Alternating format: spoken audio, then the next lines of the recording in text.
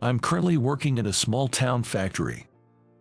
I started working there when I was 15, and it's been 10 years now. After graduating from middle school, my family was poor, so I couldn't continue to high school like my classmates. To be honest, of course, I felt some disappointment.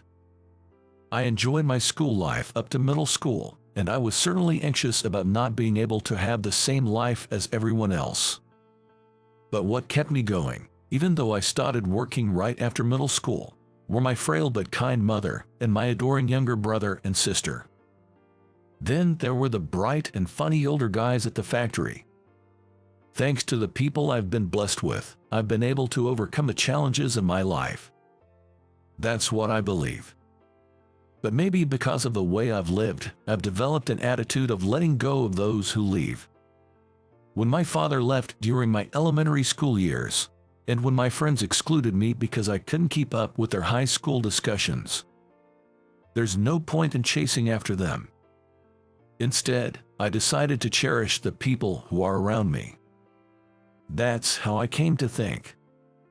But there was just one person who changed my way of thinking. She's Emily, my girlfriend, whom I've been dating for 3 years. Emily's family is wealthy, unlike mine. She went to college and now works as an office lady in a major company in the city. In other words, we're a couple with a financial gap. Despite that, Emily treats me as an equal, and the time I spend with her is genuinely joyful. I can't imagine a life without Emily. That's why I've come to want to marry Emily and start a family. I may not be able to offer her luxuries, but I've decided to always make her laugh regardless. And so, I began preparing for the proposal. There seemed to be various ways to propose, like dinner at a hotel, a big bouquet, or a surprise at a theme park, as I found out on the internet. Since a proposal is a once-in-a-lifetime event, I wanted to make it something memorable and joyful for Emily. What I thought of was proposing in a hotel room. Emily and I met through our shared hobby of photography. We both love cameras. So we often traveled to see landscapes we wanted to capture, staying at local hotels. Usually, we chose cheaper hotels since photography was our priority. But this time, I secretly reserved a luxury hotel to surprise her. The night view from the terrace was also highly recommended, so I thought it would be enjoyable for our photography hobby. Thinking this, I managed to reserve a luxury hotel by spending months saving up. And then there's the engagement ring that I couldn't forget. I didn't want to skimp on this just because I'm poor. I want to walk for life with her. To convey that feeling, I couldn't compromise on this. It was my first time proposing, so I was nervous about everything. But somehow, I managed to prepare everything by the day of the proposal. And then, the day of the proposal, we went to take photo of the sea, a place we had talked about visiting. Following that, we went to the luxury hotel I had reserved, and Emily was, as expected, surprised. We're always joking around, so at first, she thought it was a joke. But when I told her it was real, she was really surprised. The first surprise was a success. Feeling relieved inside, I asked Emily to wait on the lobby sofa while I went to the front desk. I thought the staff at the front desk were very elegant, fitting for a luxury hotel. It was my first time staying in such a hotel, so I was a bit nervous when I approached the staff. I have a reservation for one night, under the name Anderson, I said. As I said this and looked at the staff's face, it felt like I had seen him somewhere before. Thinking it was just my imagination, I didn't pay much attention and waited for the staff to speak. Could I also have your first name, please? My name is Michael Anderson. It was just a simple exchange, but I felt a slight cloud over my heart. For some reason, I couldn't explain this unpleasant feeling. I've experienced it somewhere before. Why am I recalling such things at this moment? Just when I was trying to suppress the resurgence of unpleasant memories from the past. There's no reservation under that name. I was startled by the soft voice. Right, this hotel staff, isn't he David, my middle school classmate? When I looked up at his face, I saw the same disdainful expression he often had back then. What do you mean? I'm sure I made the reservation over the phone. I tried hard to keep my voice steady as I said that. I showed the confirmation email for the reservation. But he replied, "Reservation? We don't have any record of it here. Maybe it was canceled." I had no memory of canceling it, and I hadn't received any notification to that effect. I was sure I had been sabotaged. I never thought that David would be working in this hotel. David and I went to the same middle school and were in the same soccer team. I was poor and not smart, but I was good and passionate about sports. I think I really tried my best back then, even getting to play in games with the older grades. But David probably didn't like that.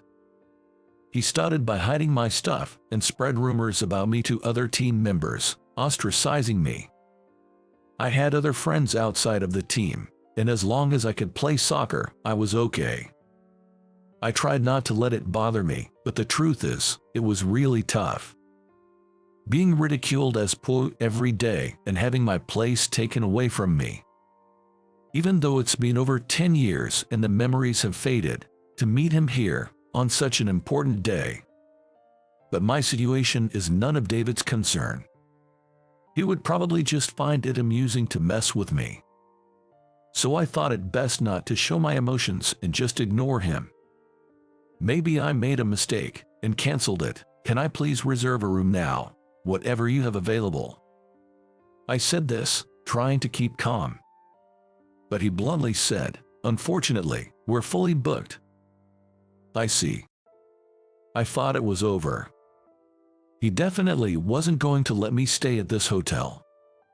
Emily was waiting, and it might be quicker to look for another hotel than to cause a scene here. I was really disappointed because it was such a beautiful hotel with a view she would have loved. Just as I was about to give up and turn away from the front desk, David said this. "A poor guy like you, staying here? No way, know your place." He said it in a very low voice, so no one else could hear, but it reached my ears clearly.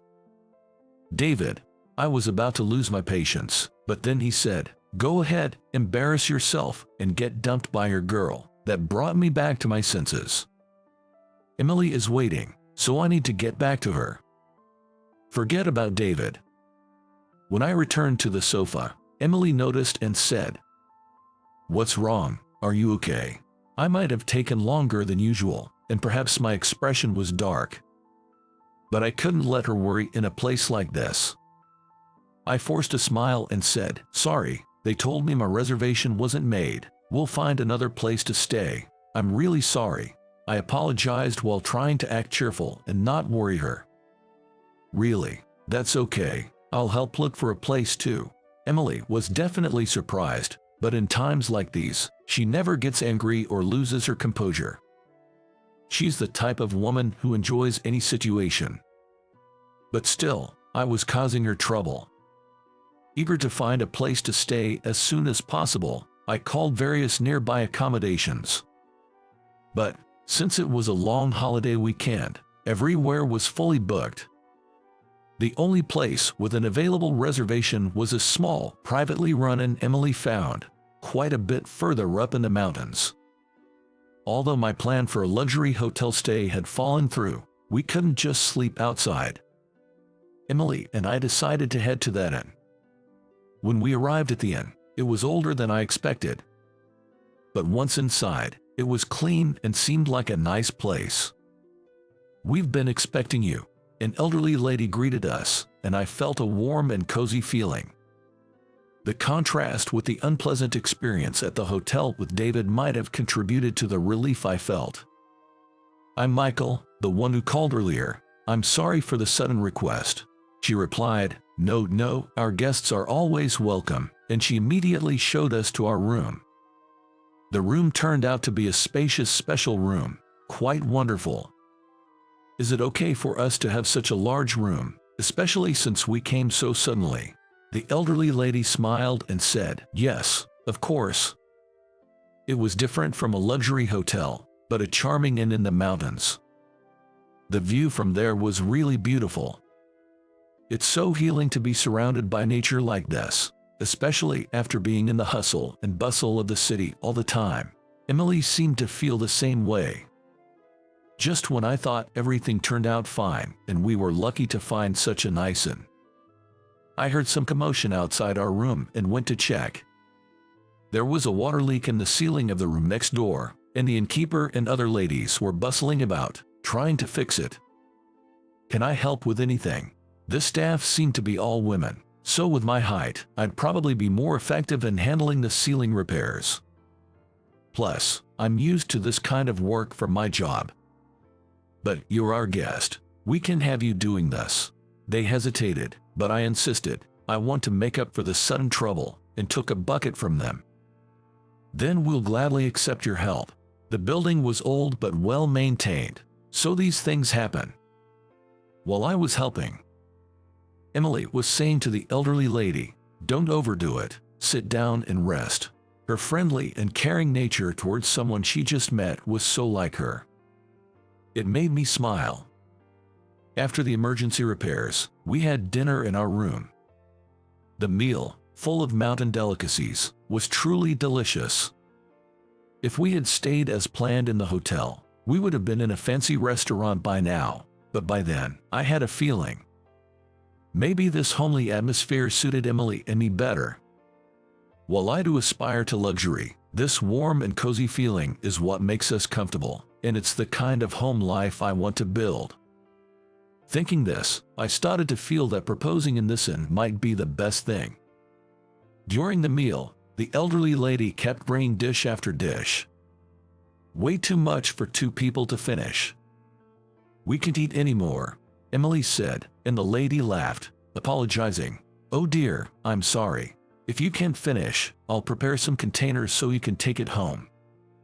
Her words added even more warmth to the atmosphere. After dinner, as I gazed out of the window at the scenery from our room, I finally managed to say these words. "I love the warm atmosphere when I'm with you, Emily. I want to keep walking this path together, always. Will you marry me?" It was a true feeling that I could express because it wasn't in a luxury hotel, but in this place. If I had proposed in the hotel, I might have been too nervous to truly imprint this important moment in my heart. I feel the same way. I want to be with you forever," Emily said with a smile, accepting the ring. "It's kind of embarrassing, huh?" Just as we were talking, the sliding door opened, and we were startled. When we looked over, "Congratulations on your engagement," the female staff said, and the elderly lady was standing formally, clapping for us. "Grandma, you were listening," Emily exclaimed in surprise, and then something unbelievable happened. I was a bit curious. "Michael, please take care of my granddaughter." Her eyes were filled with tears. "Wait, granddaughter, what?" I couldn't comprehend the situation and had to ask Emily to explain. Turns out, this inn was Emily's mother's family home, and the elderly lady was indeed Emily's grandmother. "Sorry I didn't tell you. I just never found the right moment. I used to come here to play when I was little. It's a place full of memories for me. That's why I was so happy when you liked it." It was completely unexpected and quite a twist of events, but the next day, another surprising development awaited us. As we were about to check out of the inn and headed to the reception, incredibly, there was David, the very person who had refused us a room the day before. Next to him was an unfamiliar, portly man. When David noticed us, he approached, his demeanor entirely different from his condescending attitude the day before, and apologized. Sorry about yesterday." "Huh?" Then the man who followed David hit him on the head. "Sorry, that's not how you apologize to a guest. We are truly sorry is what you should say. Truly, I am very sorry." As I stood there dumbfounded, the man spoke in a gentle, calm voice that didn't match his earlier anger. "Michael, I am terribly sorry for the inexcusable behavior of our employee. I am Kevin, the manager. To apologize. We have arranged a complimentary 2-night stay in our suite room. Please call me directly using this business card whenever you'd like to stay. Really? Is that okay? Of course, please do come with your wife. Emily and I looked at each other, bewildered, but decided to ask the question on our minds. May I ask something? Yes, of course. How did you know we were here, and why did you call her my wife? I am sorry, but I am the one called them. A voice came from behind, and there stood the grandmother. I was worried when Emily suddenly wanted to stay over. When I heard you were turned away from the hotel, I couldn't believe it. That hotel is run by a friend of mine, so I asked her to check. It's unacceptable to refuse important guests without a serious reason. David and manager Kevin received a long lecture from the grandmother. Grandma is strict when it comes to work, Emily whispered to me with a chuckle. Afterward, it seems David was fired from the hotel. Though I was initially disappointed about not staying in the luxury hotel, it turned into an unexpected twist of fate. On the day we registered our marriage, we were able to stay at the luxury hotel we had always admired. Incredibly, they not only provided the stay but also prepared a commemorative cake and a surprise bouquet, offering us the best hospitality. Since then, after some discussions, we are now working at that inn. The grandmother is really strict, and I'm still getting used to things, often getting scolded. Occasionally, my younger brother and sister bring my mother to stay, and Mr. Brown, the owner of the factory I used to work at, uses it for company trips, so I still keep in touch with the old guys from there. Our inn, nestled in the mountains and not new, offers a place for guests to relax and rejuvenate, and that's what we aim to provide, the best hospitality. And together with Emily, I want to cherish and preserve this inn of memories.